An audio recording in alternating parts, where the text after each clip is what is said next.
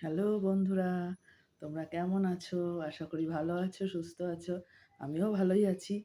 তো দেখো সকালের রুটি, রুটি নিয়েছি। এই দেখো রুটি, একটু মিষ্টি কুমড়ো বেগুন ভাজা, আর নিয়েছি বড়ি, বড়ি ভাপে। রুটি দিয়েই খাবো। তো খেতে খেতে ভাবলাম যাই তোমাদের সঙ্গে একটু গল্প করে আসি। তো কি হলো বলো তো? যে রুটি করেছি ঠিকই, কিন্তু আমার ভাত ছাড়া কিন্তু কিছু ভালো লাগে না। আমাকে তিন বেলা সকাল, দুপুর, রাতে ভাতই দাও। রুটি, ওটস, ডালিয়া খেতে হয়। কারণ কি ৩ বেলা তো ভাত খাওয়া জানোই শরীরের পক্ষে ক্ষতিকর। তারপরে আমার যেমন একটু অসুখ-বিসুখ আছেই। কিন্তু ওই যে খেতে পারি না, ভাত খেতে ভালো লাগে। তো বললাম না রুটিগুলা নিয়ে খেতে খেতে গল্প করি একটু তোমাদের সঙ্গে। তো কি বলো তো? শরীর যখন আসে অসুখ-বিসুখ হবেই। এই নিয়েই তো জীবনটা চালাতে হবে, তাই না? রান্নাবাড়িও করতে হবে, সংসারও চালাতে হবে। আজকেই অসুখ তো কালকে ওই অসুখ, ওটা পাত্তা দিলে হবে না। আর এই কিসের জন্যই আমি কিন্তু এই চ্যানেলটা খুলেছি। কি বলতো? এক তো অসুখ বিসুখ, মানসিক চিন্তা আমার। মানসিক অনেক চিন্তা, দুশ্চিন্তা, তারপরে অসুখ বিসুখের মানে ইসেতে আমি না মানে ভিতরে শেষ হয়ে যাচ্ছিলাম।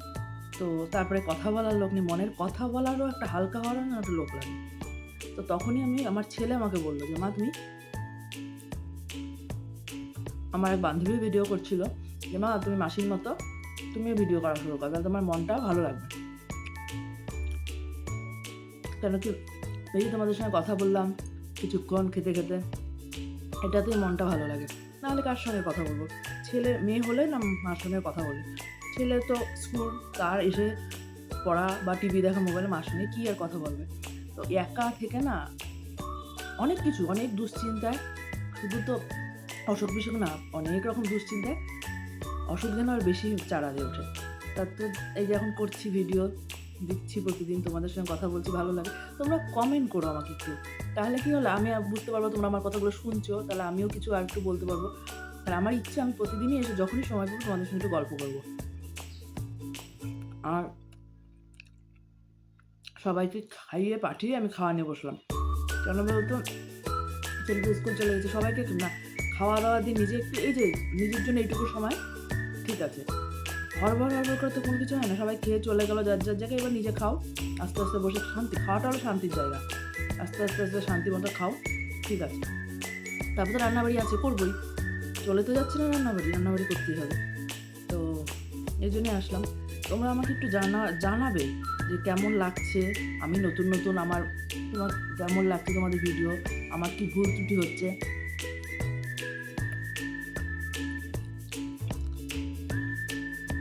জানালে আমিও বুঝতে পারবো আমার ভুল ত্রুটিগুলা। তাহলে আমি আরেকটু ইমপ্রুভ করতে পারবো।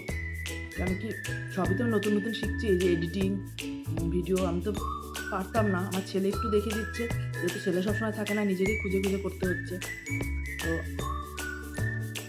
এগুলো হলো ব্যাপার। তা চলো খেয়ে নিই। খেয়ে রান্নাঘরে গিয়ে তোমাদের সঙ্গে একটু দেখা করবো। খেয়ে বসেই যাচ্ছি। তো বসে একটা ব্লগ ভিডিও দিচ্ছিলাম। আপনারা হয়তো সবাই দেখেন প্রবাসের ঘরকন্যা মহুয়াদির ব্লগ। তো ভিডিওটা দেখতে ভাবলাম যে এত দেরি করলে হবে না। আমি যদি বসে থাকি আর একবার কাজ করে এসে বসলে না আর উঠতে ইচ্ছা হয় না। তো বসে গেলাম যে রান্না না কমপ্লিট করলে তো মুশকিল হয়ে যাবে। তো কিছুটা রান্না করে এসেছি, আর বাকিটা করি। তা বললাম না এবার উঠি। তো চলুন আমার সঙ্গে রান্নাঘরে যাই। দেখি আমি কি রান্না করেছি আর কী করবো আপনাদেরকে দেখাই। তো চলুন রান্নাঘরে গিয়ে আবার দেখাচ্ছি। চলো রান্নাঘরে যাই, দেখাই তোমাদের আমি কি রান্না করেছি।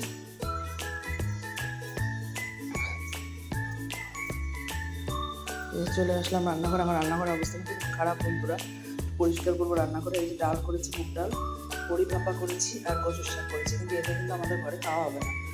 তো আমাকে আরেকটা কিছু রান্না করতে হবে। এখন ভাবছি আমি কী রান্না করবো। তো দেখি কি রান্না করি, তোমাদেরও দেখাই।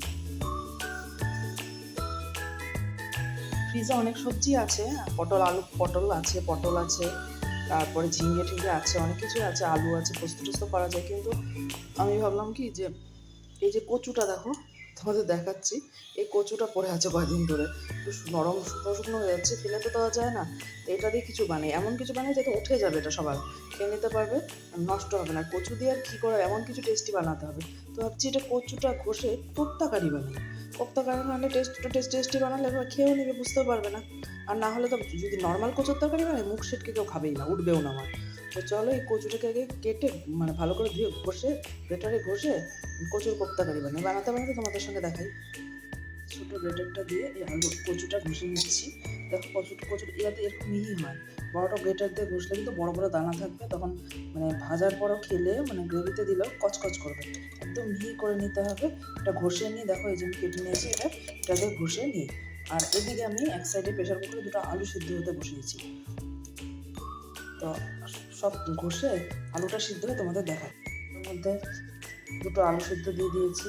এবার এটার মধ্যে বেসন দেবো আর দেবো মশলা, যা যা গুঁড়ো মশলা লাগে, জিরে গুঁড়ো, লঙ্কা গুঁড়ো, হলুদ গুঁড়ো, লবণ, আদা বাটা, কাঁচা লঙ্কা বাটা আর গরম মশলা গুঁড়ো সব দিয়ে এটাকে ভালো করে মেখে দেবো। আলুটা দেবো বাইন্ডিংয়ের জন্য, আর বাইন্ডিংটা ভালোভাবে ভেঙে না যায়। চলো সব দিন মেখে তারপর তোমাদের এসে আবার রান্না। বড়াগুলো কি সুন্দর ভাজা হয়ে গেছে, বেশ শক্ত শক্ত করে যে আলুটা দিয়েছিলাম।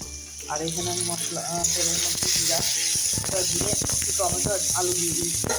আমি একটু অল্প তেল দিয়ে রান্না করছি, বেশি তেল দিয়ে রান্না খাওয়া ঠিক হতো না শরীরের পক্ষে, তেল খুবই খারাপ। তো অল্প তেলই দিয়েছি। তো এটার মধ্যে বাটা মশলাগুলো দিয়ে দেবো। দিয়ে এই যে বাটা মশলা দিয়ে দিলাম, আদা জিরে লঙ্কা বাটা, টমেটো কেটেছি দিয়ে, হলুদ লবণ লঙ্কার গুঁড়ো দিয়ে জল দিয়ে একটু কষতে দেবো।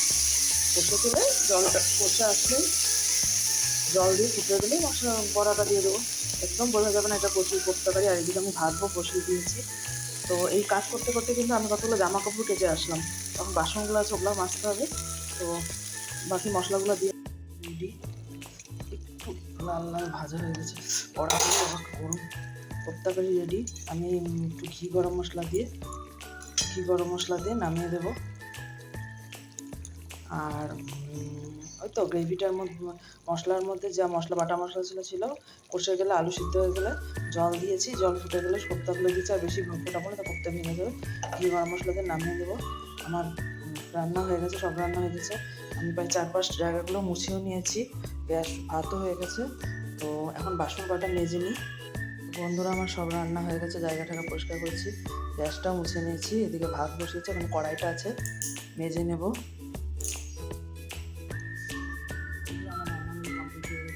ডাল করেছি, বড়ি ভাপা করেছি, কচুর শাক করেছি, আর কচু কোপ্তাকারি। তোমরা করতে পারো কচুর কোপ্তাকারি, এটা খুব ঝামেলাও নেই আর খেতেও ভালো লাগে। কচু দেখে মনে হয় না, আমার তো কচু খেলে অনেকেই নাক ছিটকায়, তো কচু বাবা, তো করলাম, খেয়ে নেওয়া হবে, উঠে যাবে, সবাই খেয়ে উঠিয়ে দেবে।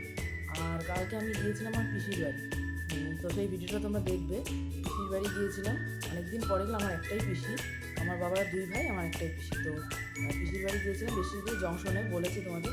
পিসি আমার ছেলেকে একটা গামছা দিয়েছে।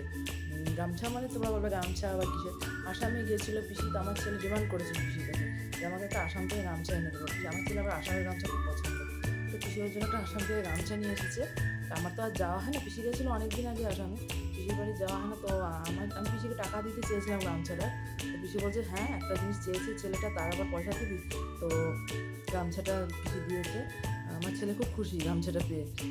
তো দেখো তোমাদের দেখাচ্ছি, এটা সুন্দর হয়েছে গামছাটা, তাই না? আসামের গামছা তো ভালোই হয় দেখতে। তো আমার ছেলে বলছে আমি এটাই এখন থেকে স্নান করতে নিয়ে যাব। খুব ভালো লাগছে গামছাটা দেখতে, বেশ ভালোই। দেখো পাশে কাজ আছে। আর এই দেখো, এই একটা নাইটি, এটা আমার পিসি এগুলো নাইটির ব্যবসা করে। তো আমি পিসির কাছ থেকে এটা কিনেই নিয়েছি নাইটিটা, কারণ কি এখন তো গরম পড়েছে, হাত কাটা নাইটি পরলে সুবিধা হয়। তো একটা নাইটি কিনে নিয়ে আসছি পিসির কাছ থেকে, কেন পিসি ব্যবসা করে, তার কাছ থেকে তো ফ্রিতে নেওয়া ঠিক না। তো আমি কিনে নিয়ে এসেছি, যে মার্কেট থেকে কিনবো যখন পিসির কাছ থেকেও কিনে নিই। তো এই দুটো জিনিস নিয়ে গেলাম। আর এই তো রান্নাবাড়ি হয়ে গেছে, গ্যাসটা সমস্যা আছে, যেগুলো আমার জামা কাপড় ছিল কাঁচা সেগুলো কেচে মেলে দিয়েছি, এখন আর কোনো কাজ নেই। এখন 1টা বাজে, আমার তো স্নান হয়ে গেছে। এবার একটু ঘরগুলো দেখি, একটু ঝেড়ে টেড়ে পরিষ্কার করে নিই, তবে ছেলে চলে আসবে, আমি খাবো, ছেলে খাবে। তো আজকের মতো ভিডিওটা এখানেই রাখছি। তোমরা আমাকে একটু কমেন্ট করো, আর আমার চ্যানেলটাকে সাবস্ক্রাইব করো। আর তোমাদের যদি কিছু জানার থাকে কথা, আমি তো তোমাদের সঙ্গে কথা বলছি, একটু আমার সঙ্গে কথা বলো, তাহলে আমারও ভালো লাগবে। তোমরা একটু কমেন্ট করো, আমি বুঝতে পারবো তোমরা আমার ভিডিও দেখছো, কমেন্ট করছো। তো এইভাবে আমি আস্তে আস্তে একটু একটু করে অল্প অল্প করে ভিডিও বানাতে পারবো। আর কি প্রবলেম হচ্ছে বা আমি কি করলে আমার ভিডিওটা একটু ভালো হবে, তোমরা আমাকে একটু জানাবে যে এটা করো ওটা করো। আমি তো সব বুঝে উঠতে পারি না, অত মোবাইল চালাতে আমি এক্সপার্ট নই। তো এটাই বললাম। তোমরা তো অনেকে ভিডিও করো বা অনেকে জানো, তো জানাবে। তো আজকে এখানে রাখছি। তোমরা ভালো থেকো।